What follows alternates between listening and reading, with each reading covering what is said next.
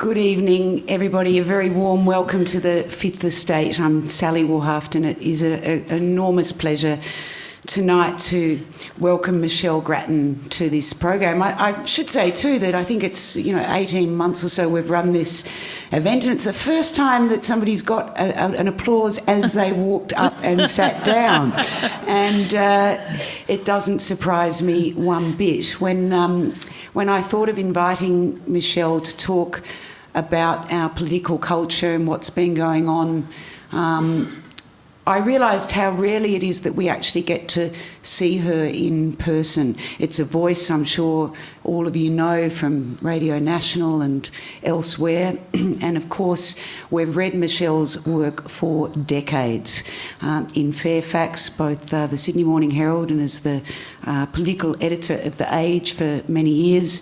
The Canberra Times, Michelle was the first female editor. She's also worked for the Fin Review. She's authored several books. She has an Order of Australia, and as somebody that has brought me many years of reading pleasure and insight. So please, let's give her a really proper welcome. Thank you.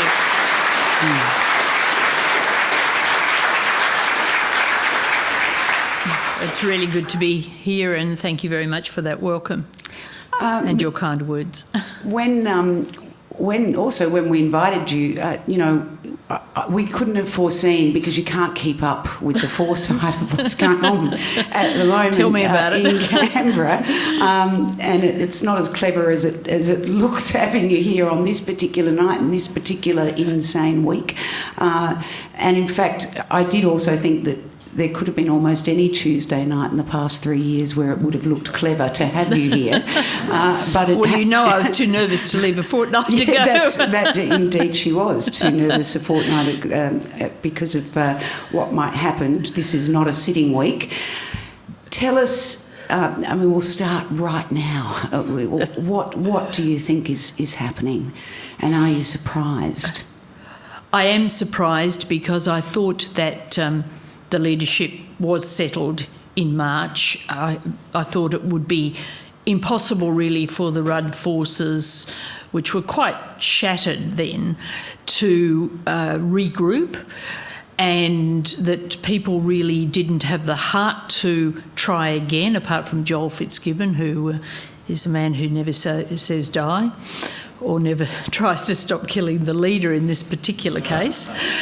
But they did seem to be in a hopeless position, and Kevin Rudd could not have made a more categoric statement. He said, there are no circumstances in which I will be leader. So it did seem done and dusted. I am therefore pretty amazed about what's happening.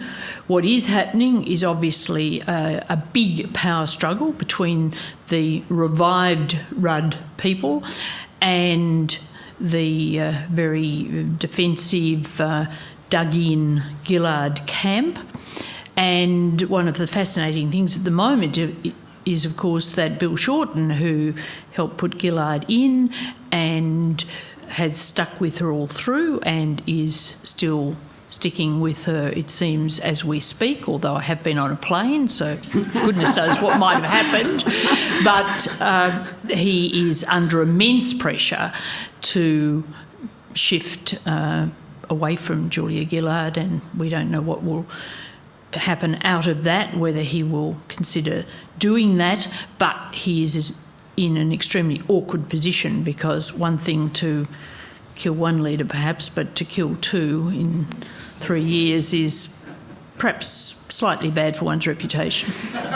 And also in the sort of earlier part of it, this is not like Graham Richardson, where you could sort of go around throttling people at any stage you cared. I mean, Bill Shorten wants to be Prime Minister someday. I wonder whether his shot will be gone just for Labor spending so long, potentially in the wilderness, that he'll be an old man by the time his time is up. Well, there are a couple of things about that. One is that the political cycle seems to turn quite quickly these days. You certainly have the impression it's quicker than in the past. If you looked at it historically, maybe that's not quite as obvious as it seems, because sometimes governments came very close to losing but just missed out on losing. The other thing is, of course, I think the best option for Bill Shorten really in all this would have been a changed Kevin Rudd, but one that he wasn't involved in, because that would have, if you assume that Kevin Rudd would do better than Julia Gillard but still not win, that would have left Bill Shorten with a better base to operate from and a good reputation in that change. But it seems now that he is being put under such pressure that he really can't get away from being a very active player if there is to be a change. But I would make the point, before we go any further on this, that how this is going to end is anybody's guess. I don't think that anybody predicting at this moment can be at all sure how it will end. It is pretty astonishing. I get completely, I get quite excited about it. I'm interested in it. I don't think a lot of it we don't need.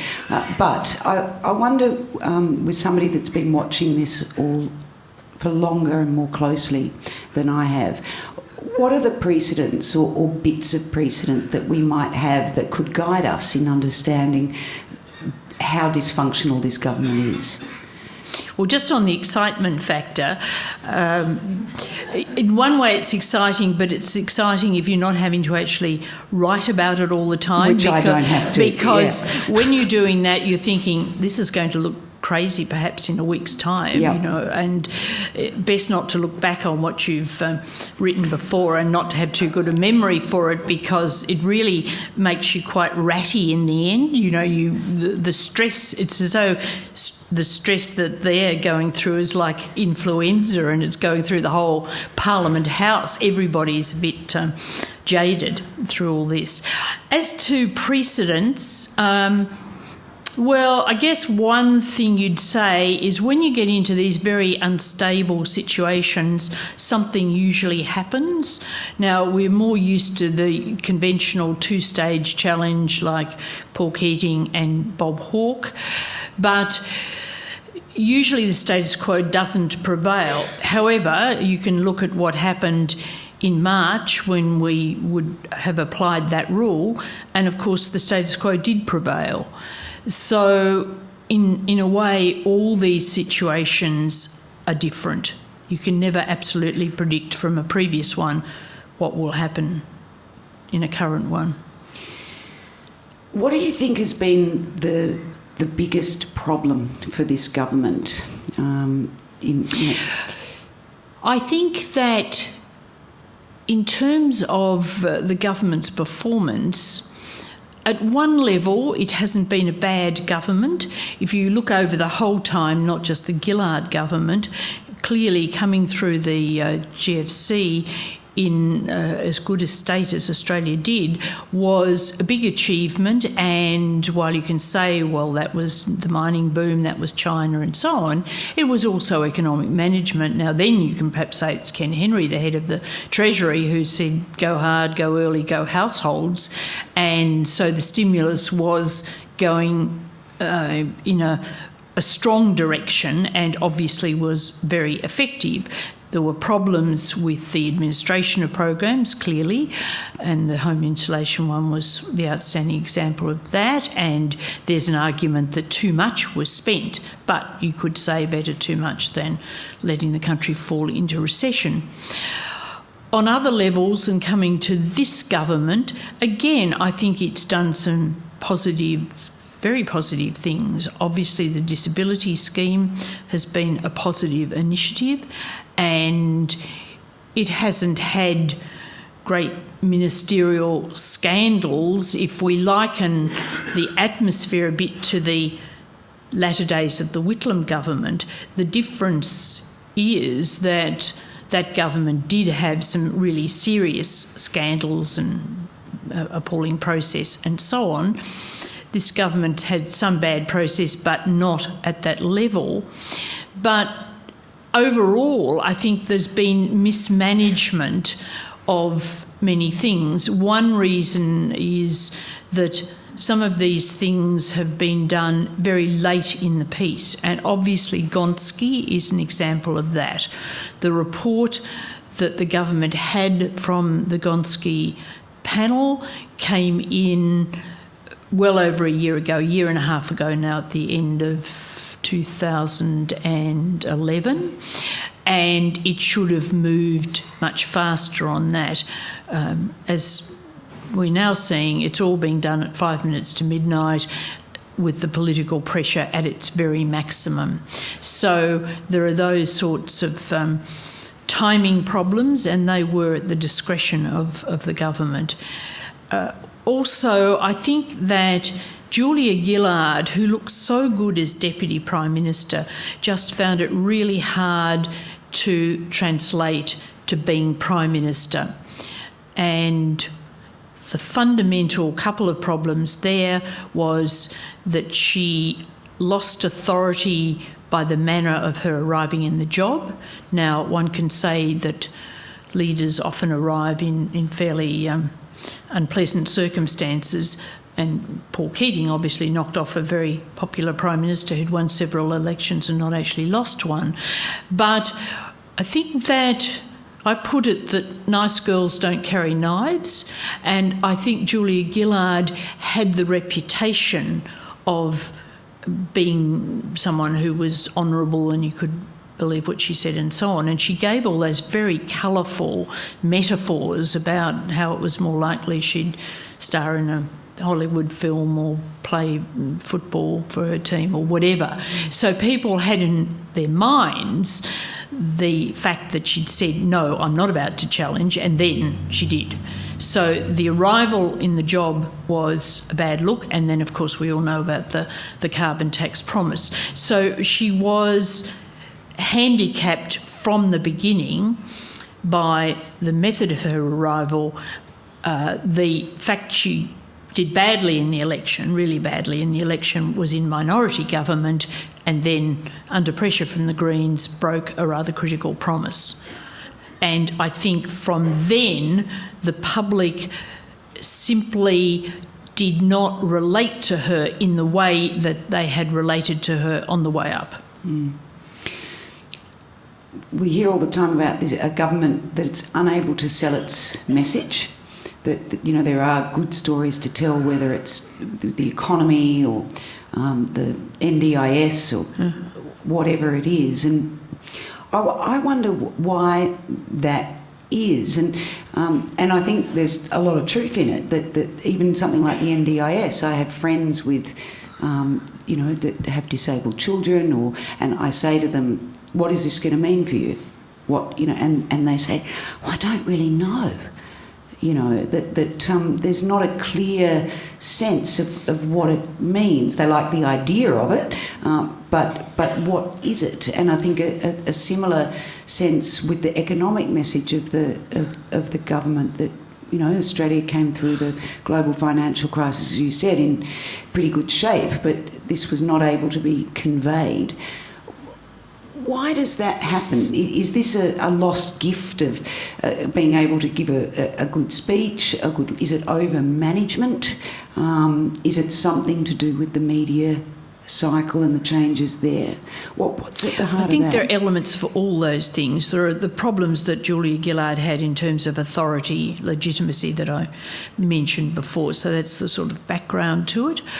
There's also this lateness thing, because even with the NDIS, it hasn't been on the go very long. Now, you could say, well, if you think of it as a big scheme, the government really only took it up in office and so on. But if you compare it to, for example, the health changes in the Whitlam government, that had been talked about in opposition literally for years and years and years. So you had an idea sold before there was a proposal. This has been much more compressed, and it also is being sold along with a whole lot of other things like school funding. So there's a lot on the agenda. I do think that the media cycle these days is so intense and there's so much babble in it that it is very hard for people to distill the actual clear messages, whether it's the positives of a policy or even the criticisms of a policy. But when it's a competition between positives and negatives, the negatives will often be the default position. Or people, in the case of the disability scheme, will sort of say, yes, that's a good idea, but what about all those other things that critics are saying about the government? So they sort of take it for granted, take it as read, and they give some marks for that, but at the same time they're taking away marks on the other side of the ledger for other criticisms that are being made. Mm. Let's talk about the minority government and what that has meant for Julia Gillard and this particular government. Rob Oakeshott famously promised a new paradigm, and he delivered, but not the one people expected and I'm sure hoped for.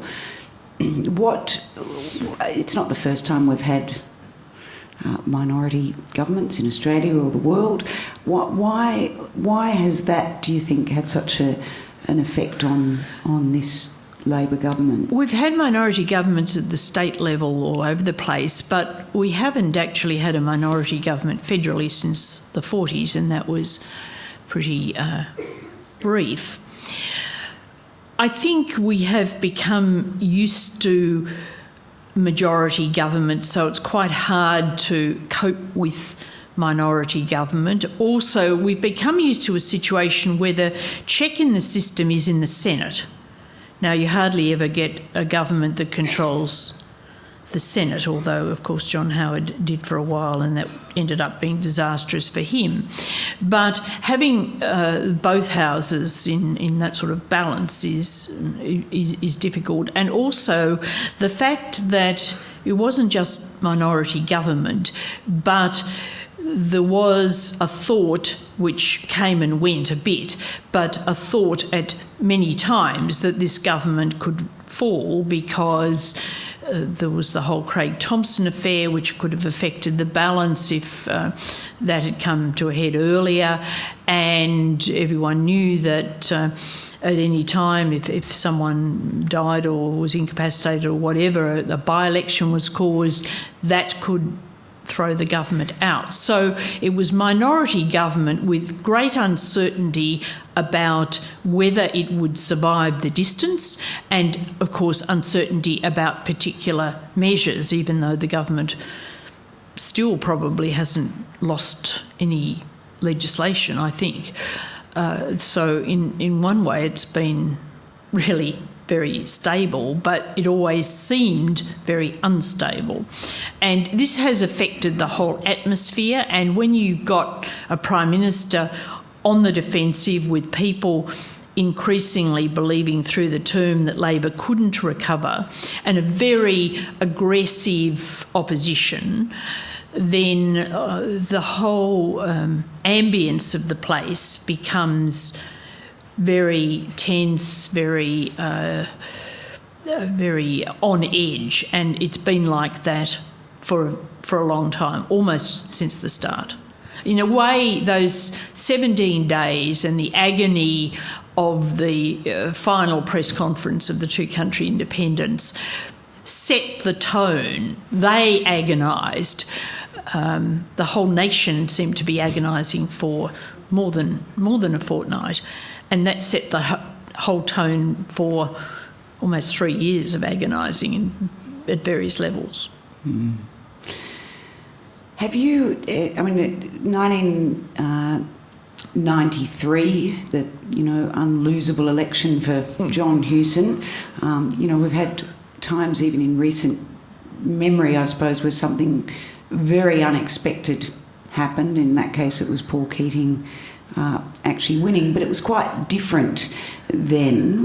Didn't have the the same? I think it was different. Yeah. Mind you, for writers on these matters, these things are a nightmare, because I remember when we all thought there were only about 3 journalists, and I wasn't unfortunately among them, who picked the right result at that election. And for years after, even though after that election I went to the Canberra Times, so I wasn't writing much except editorials, but people would run into you and they would say, "Oh, you got that wrong." And that went on literally for years. So it's a terrifying precedent. And I don't want to think about it just now. Imagine how Barry Cassidy's feeling. It's a big call, wasn't it? It's... You mean in the leadership thing? Yeah. Well, in defence of Barry Cassidy, I think he's...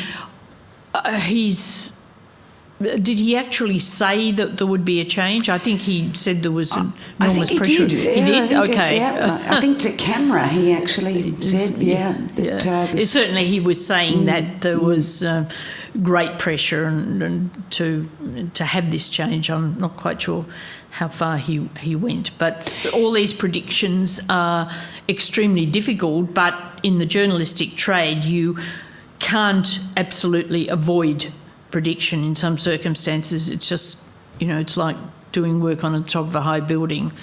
You can't avoid the wind and the danger. You've got to say something sometimes. How do you think Tony Abbott is tracking through this agony? I thought last week he looked as stressed as anybody else. That something happened last week, something seemed to happen with the 100 days, or where everybody suddenly realised all at once that this is really happening. There's going to be an election in 100 days and there may well be changes, and he looked scared to death. I thought. I think he is stressed, and again he's another one on top of the high building, and you never know when there'll be some gust of wind. In his case, that gust of wind is called Kevin Rudd, and he is clearly, the Liberals and he are prepared for a change of leader, but nobody can absolutely pick the dynamics of that change. They, goodness knows, have enough advertising material from all the very unpleasant things that people said about Kevin Rudd, his colleagues said about him last year, and all that's on tape and they're ready to go. But the dynamics of the situation would change dramatically. Tony Abbott knows that. There would be some sort of honeymoon. What form that would take, goodness knows. And it is a very stressful period. And also if you're within metres, as he would say himself, of the Everest climb, you always know there's a possibility of falling. Now, he and most other people don't think he will fall before reaching the summit, but he's fairly nerve-wracked, I think. And exhausted. Just picture yourself going around the country all the time, all those factories. Factories are hard work. I followed the odd politician around factories, and yes, they're hard work, and you've got to be careful of stuff on the floor. And it's easier to swim or run or bicycle. Yes, and cold in the winter. Julie Gillard today launched, I think it was called Women for Gillard, and I was pretty surprised actually with she was talking about abortion. We better watch out with men, running the show, and I was pretty surprised to hear that kind of a statement in 2013. Whoever is I think that opposition. This is a mark of the desperation Labor is feeling. I know when I was doing some work on this late last year that there were some in the Labor camp who believed that the whole women's issue, women's vote thing was the way that Labor had to go, and I think I documented that some people thought it was the only way to go, that all the weight should be put on trying to maximise the women's vote. And that's what we're seeing. It follows the misogyny speech, which gave Gillard a lot of, from which she found a lot of resonance came after that. Now, whether that would translate into votes or how many votes, of course, is another matter. But she's always polled, of course, well or better among women. And I think that this would be the people in Labor's camp who are convinced that this is the best thing going for her would be saying, ramp this up now. I haven't heard precisely what she said about abortion, but that is one theme that they are pursuing. Mm. I know that everybody, in any government will talk about, things have never been worse, or, you hear people say all the time, I've switched off, I can't bear to watch the news anymore, and so on. Has our political culture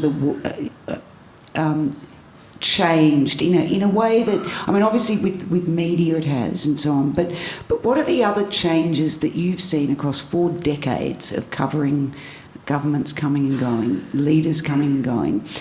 Are there other differences aside from obvious media, particularly the 24-hour cycle and so on? Before we get onto the media, what else has changed in our political culture that matters? I don't think you can avoid the media thing, because I do think that one reason why people are feeling particularly beset and disillusioned at the moment is that they are getting just too much of this. When there was less media coverage, when it was more the news at night, whatever the 7:30 report was called in those days, and bits and pieces here and there, midday news and so on, people did not feel they were being so bombarded, and so they were more, in a sense, they were anxious to tune in to see what had happened during the day rather than feeling it was surrounding them all the time. So I think that is absolutely important. The other thing I would say is, while people might say, can't stand this, things have changed, going to tune out, we have seen shocks to the system, and 75, of course, was the biggest and most threatening shock to the system in a way, and dwarfs anything that's happening now because of the dismissal of the government and the argument about the implications of that for the whole system. But we saw how the system, in fact, is very resilient and bounced back, and people who were just toddlers then or not born then would be really saying, well, what would you be going on about all that? It was resolved. Maybe the Governor-General did absolutely the right thing, and anyway, whether he did or whether he didn't do any harm in the long run. And so our democratic system, I think, is very resilient, and we shouldn't overestimate any particular problem. The system has survived, will survive absolutely well from the minority government. It might have made things more tense, it might have been difficult to handle at one level, but it's not a threat to the system. So the resilience is really the fundamental thing, I think, and the difference from the past is probably that people are just more constantly aware, and they're put in the middle of all this chaos, whereas before they were at more of a distance. Paul Keating always said that televising Parliament wasn't a good idea, because he understood that when people saw all this at first hand, they would say, what are those people doing? They're worse than my children in the playground. And so even though he was a superb performer, of course, in Parliament, and we all loved and enjoyed that performance, when you saw it in the lounge room, you think, my God, can this really be happening? Can we be paying people to be like this? So I do think that being in the middle of it rather than, It's as though you're in a mad circus and you're in the ring of that circus rather than being safely back there in a seat where, you can look down and you don't feel so much part of it. You surprised many people when you left The Age and moved to become the chief political correspondent for The Conversation this year. I suppose the surprise that somebody with your background would go online. An incredibly, sort of modern move, and for somebody who'd seen you byline every day in an actual printed newspaper.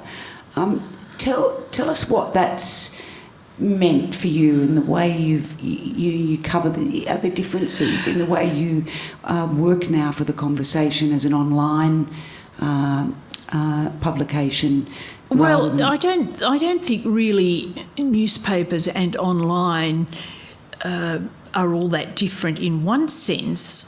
For example, if you think of it this way, most of us these days do radio and are across the various sorts of the media, but if you took somebody, for example, who had never done any radio and was just a print journalist and suddenly went into radio, I think that would be a more difficult and surprising transition than just if your material, comes out on a piece of paper or comes out online. So it's not that different. In terms of coverage, well, it is a little different because for The Conversation, I'd do pieces that usually, but not always, are more analytically oriented rather than spot news. So the mix would be different. I do some spot news, some analysis, whereas for The Age I'd probably be doing more spot news and still analysis, but perhaps the proportions would be different. One change I have noticed is that when I first started with The Age, deadlines were very civilised. They were about 9 or 10 o'clock at night, or even later if you stretched them a bit, and, occasionally, if there's some disaster had hit, you could get things changed on the stone, or if it was a real disaster, you could stop the trucks. Yeah, there was a man who knew how to stop the trucks, whom I was very nice to. I'm sure. And I do find myself a bit reverting to the old deadlines rather than the really appalling deadlines of newspapers now, which when I left The Age were about 7 or 7:30 or something, and maybe even worse at the moment. So that's a bit of a luxury. You would have covered Whitlam, its time, and which was such a change. That was the first sort of great soundbite made for television. That really, really different kind of campaign, which now looks remarkably tame compared to... But of course exciting in itself. Yes, yeah. Yes. What do you think could change in the dynamic between media, politicians? There's obviously this sort of revolving door of, sound bites, resisting, telling, being open with journalists, then, as you've expressed very, very openly, being afraid in a way to, things that are changing so fast, of putting it down, putting it out there. Is there anything that could slow it down? It's hard to see anything slowing it down. I can't see at the moment. I do think there'll probably be some public reaction to the intensity of it all, but how it would slow down, it's very hard to see, because you do have these 24-hour news channels, or 18 hours effectively, I suppose, and really a channel like Sky is just used like a bulletin board by the politicians. If they want to say something these days, they don't have to go around all the print media or even call a press conference. They can just pop up to Sky and say their piece and that's that. So you are seeing quite a lot of that happening. I can't see why that would stop. I do think, though, assuming there is a change of government, I think an Abbott government will try to row back a bit on the availability. I think that there will be probably an attempt by Abbott and perhaps the ministers too to do less media. Now, whether they will be able to get away with that, given that everyone's now addicted in the media to all these constant appearances, will be a very interesting question. I think Tony Abbott will possibly have a quite difficult first term on a number of levels, and that's one of them. It was a remarkable moment last week with Joel Fitzgibbon, wasn't it? The mocking of the Daily Line. Well, that's right, especially as that the piece of paper he had was not the Daily Line, and I think he didn't the line that had been put out for that day, which was a variation of what he said, was not exactly what he said, but his colleagues, Yvette Darth, I think it was seen on television saying exactly what he'd said. So it was a bizarre moment at almost every level. But I think that Joel feels the need to, he feels so strongly about this matter, he feels the need to prosecute the case whenever and wherever and by whatever means he can get. And I think when that incident happened, he didn't think he had a hope in hell of restoring Rudd to the leadership. And, of course, within 24, 48 hours, whatever it was, it became a much more possible proposition. We don't know whether it's probable, but certainly things had changed so quickly. The 2010 campaign was just a debacle. I thought it was the worst political campaign on both sides that I have ever seen or imagined. I wonder what both sides may have learned for this time round, what might be a little bit different in how they, or if anything, in how they approach a campaign. It will depend on what happens on the leadership, of course. And I think that if Rudd does manage to get back, then we'll have a combination of, gee whiz, Rudd's back, isn't this amazing? And, well, what would a Rudd government do, and how would it be different from a Gillard government? And he will have a whole lot of questions to answer on that front. For example, he did say last week that Tony Abbott was telling lies when he said he could stop the boats and turn the boats around. But how would Kevin Rudd deal with the boats?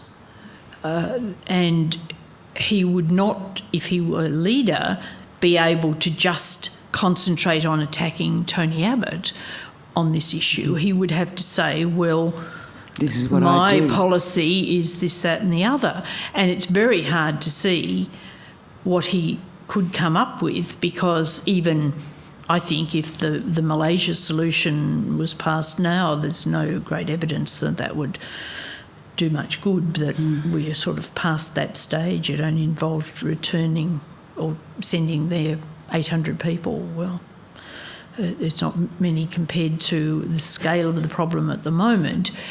So I think we would find quite a lot of attention on Rudd in a campaign, so that would be an interesting dimension. Whether it's hard to say actually what makes a good campaign. Is it some intense debate about policy? Is it when things seem really close? For example, I remember in the 1990 election, the Libs had installed Peacock because Howard had seemed a less charismatic, poor campaigner and so on, had run into all sorts of problems with his statements on Asian immigration and was generally in a not good state. So they changed to Peacock, and it looked as though he would be a real contestant against Hawke. But in fact, day after day, Hawke out-campaigned Peacock, partly just by making sure he had a daily press conference. Peacock was less willing to face the media. Hawke just looked more substantial. And therefore you had this battle throughout the campaign where one person just proved themselves superior to another. I don't have to go back, but I don't remember it as some huge policy election, but except I think the Liberals, that was the election, they somehow managed not to have any health policy at all.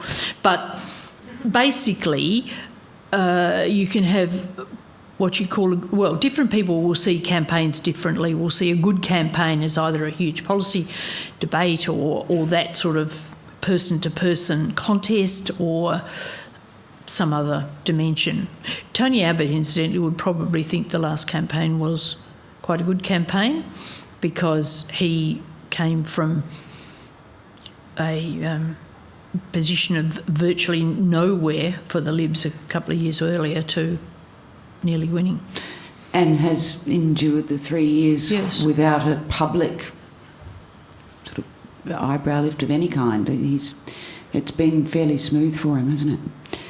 Well, he'd probably say it was hard going, but it has been amazing for someone that I think most of us, when he became leader, thought, my God, how could they have possibly put Tony Abbott in?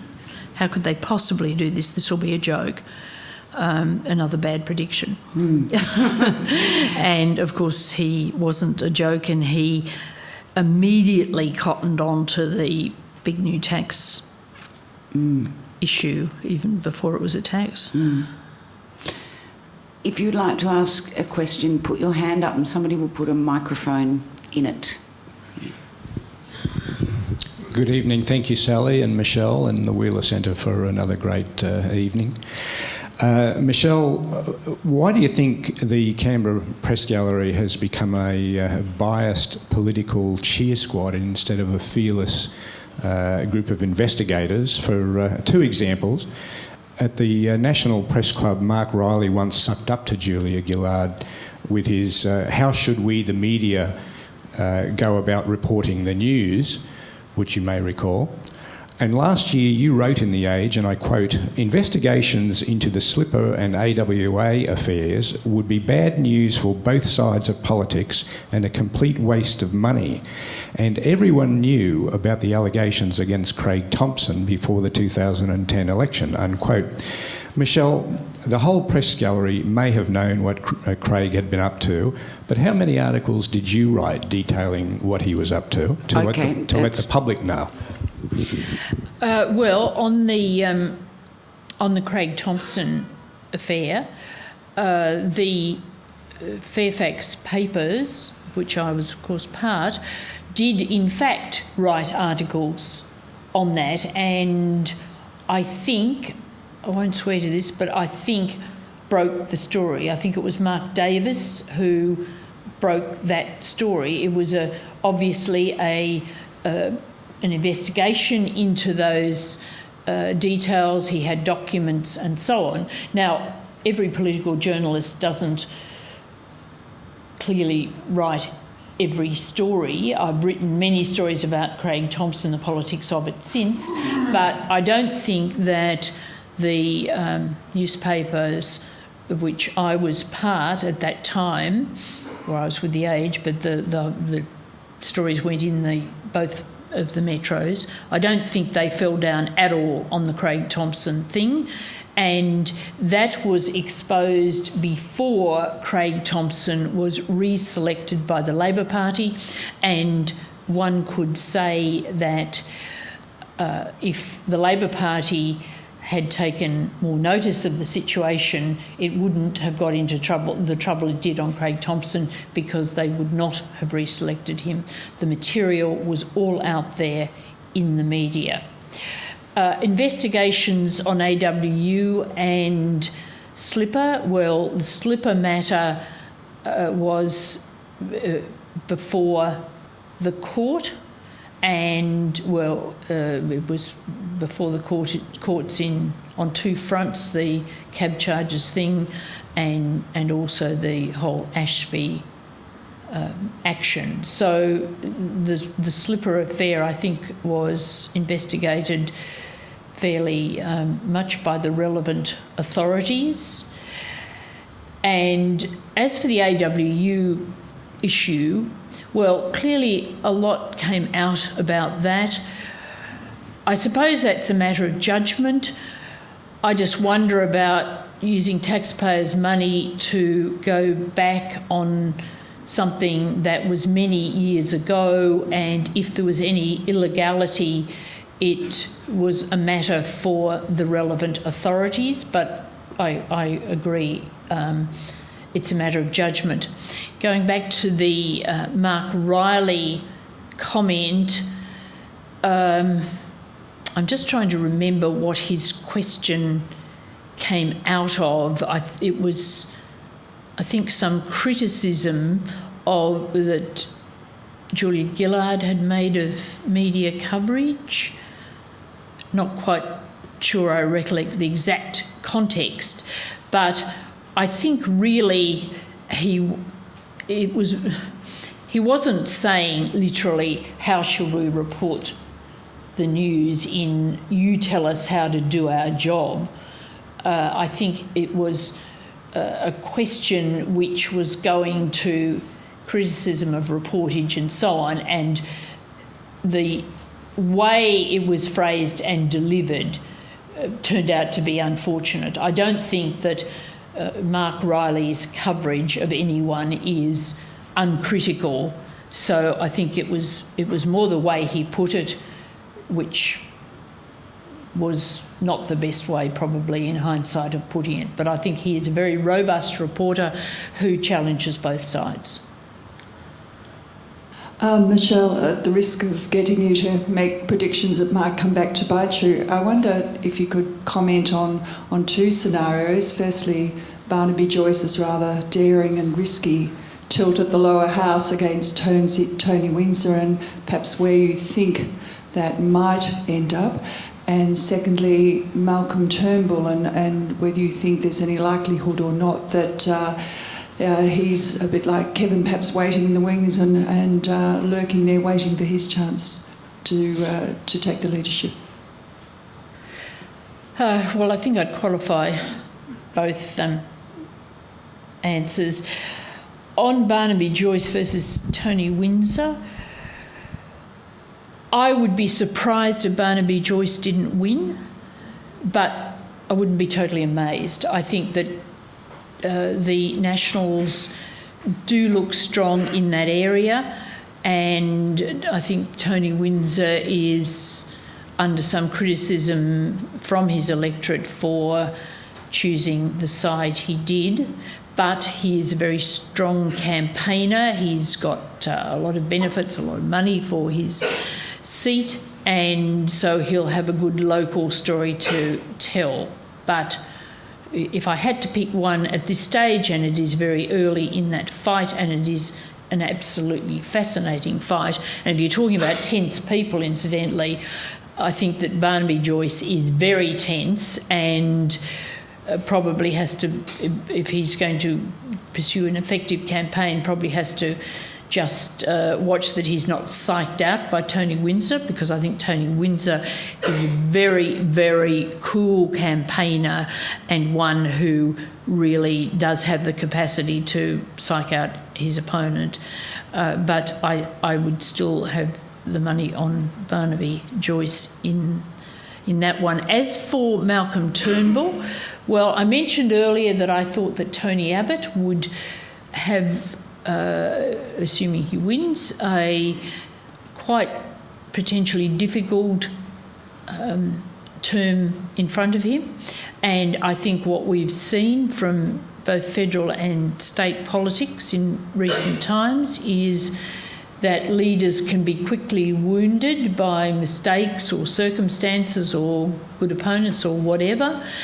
And so if the Labor Party could do what it did to Kevin Rudd, then the Liberal Party could act against Tony Abbott if he was seen to be faltering, and clearly Joe Hockey retains ambitions, and so does Malcolm Turnbull. So whether Turnbull leadership ever comes to pass, just the crystal ball isn't crystal enough to foretell that one, but Tony Abbott will have to perform, will have to be careful if he's Prime Minister. Thank you very much for what you've said so far. I want to just raise the spectre of Clive Palmer and say that we've had announced to us in Victoria Doug Hawkins, a man of great esteem, and Barry Michaels, perhaps not quite as much esteem. And I wonder whether you see it's possible that Palmer could actually have some success, and do we start praying that he doesn't? Well, I must say I'm not at all yet to grips with the Palmer factor. I would have thought that it was only in Queensland where he was a real factor, and in Queensland it would seem to me that Katter, when talking about the Senate here, that Katter would have more support and clout than Palmer, but nevertheless Palmer will take some Conservative votes, Katter will take some from Labor, some from the Conservatives, I think, but at this stage it just seems to me quite unpredictable. And also, when you're talking about the Senate, you have to remember that you can get very flukish results on very, very small numbers. We saw in Victoria Fielding, we saw the DLP. So I think these still are unknown factors till we get really into the campaign proper and the polling becomes more precise about them. But it is certainly an election with some strange elements, one would have to say. And really you wonder whether Palmer is just in this crazy atmosphere trying to drive people completely mad, because why would he be doing this? Why would he be spending so much money? And it is odd. Well, I find it odd anyway. Thanks. Thanks very much, Michelle. I've enjoyed the precision of your analyses this evening and the thoughtfulness as well. I want to ask a question about Kevin Rudd, and you may not agree with the premise of the question. The premise is that one way or another he is trying to take revenge on Julia Gillard. Supposing that to be the case, which would be, from his point of view, the better revenge, to take over before the election or to let her absolutely crash? Well, I think that this is a very interesting point, and I think probably in the past 3 years that question has actually weighed in his mind, because I do think that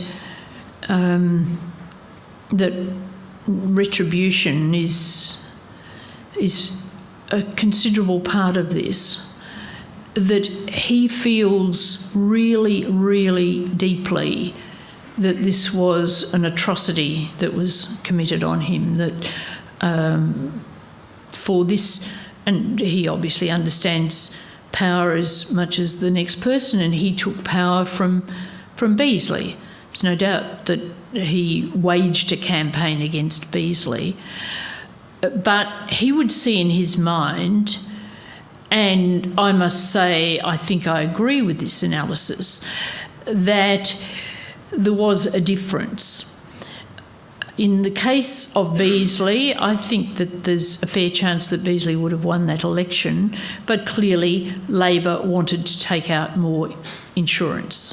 and that's not a crazy thing to do. And Beazley had earlier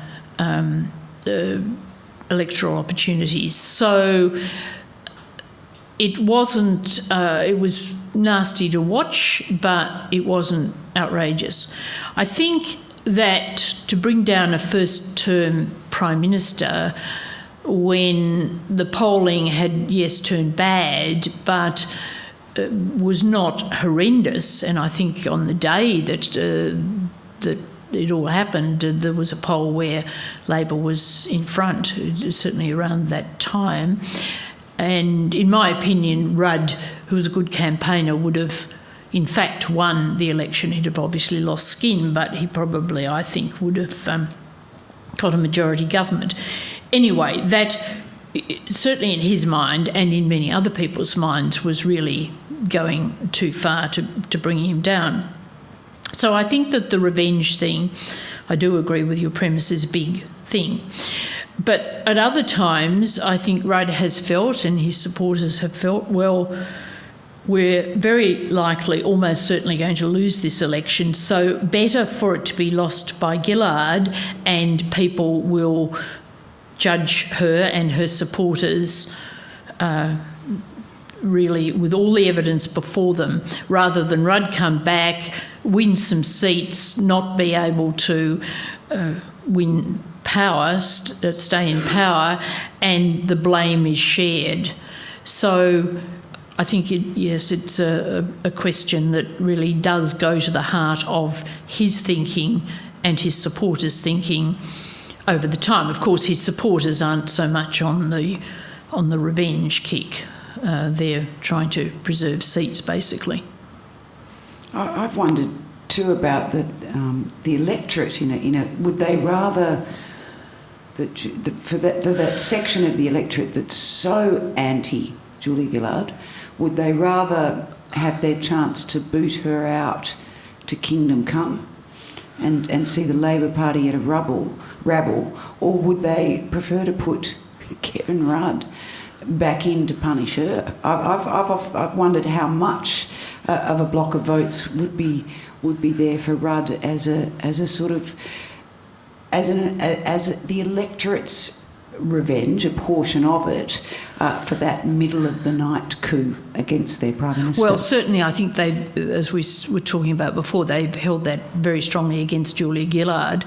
It becomes a bit mind-twisting when you're thinking of revenge on revenge on revenge. But it's a bit like that, isn't it? Some people said, well, they wanted the chance to kick out Kevin Rudd. They elected him and they wanted to make the judgment, and I think that there's something in that, and some would have made a very negative judgment, but others would have said, oh, well, he stuffed up in a few regards, but we'll give him a second chance or whatever.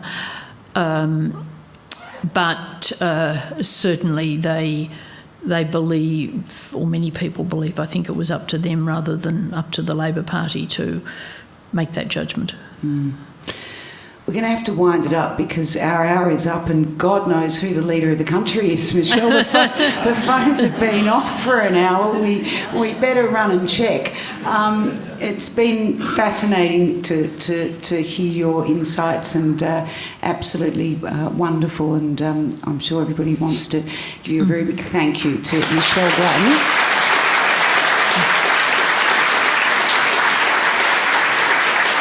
Thank you.